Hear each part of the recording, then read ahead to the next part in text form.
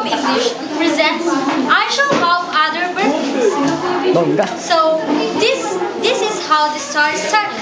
One beautiful morning. Gwapo.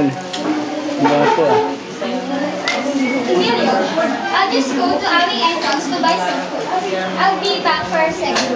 Yes, Nana. Ano ko ito ng pintuan? Emilio is busy doing household chores. Household.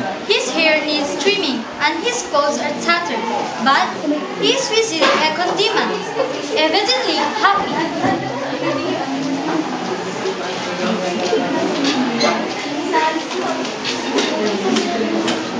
Ay, nihitan mo. Tao po! Tao po! Mukhang hirap si Don Natchay. Ang galing. Ay, panigbukas. Ay, panigbukas ano.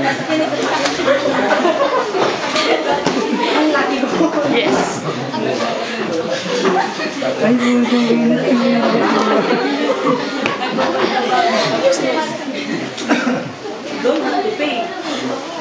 Are you alone, Emilio? Yes, don't let try. Have a seat, please.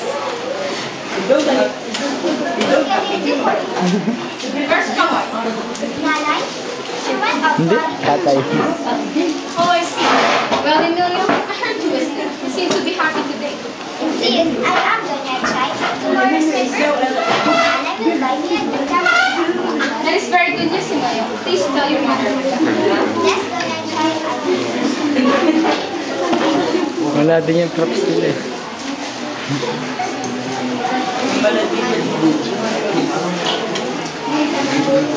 Pinagastos na po.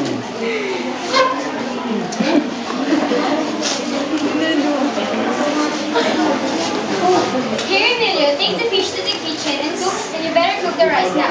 Yes, Nana. Oh, Emilio, wait.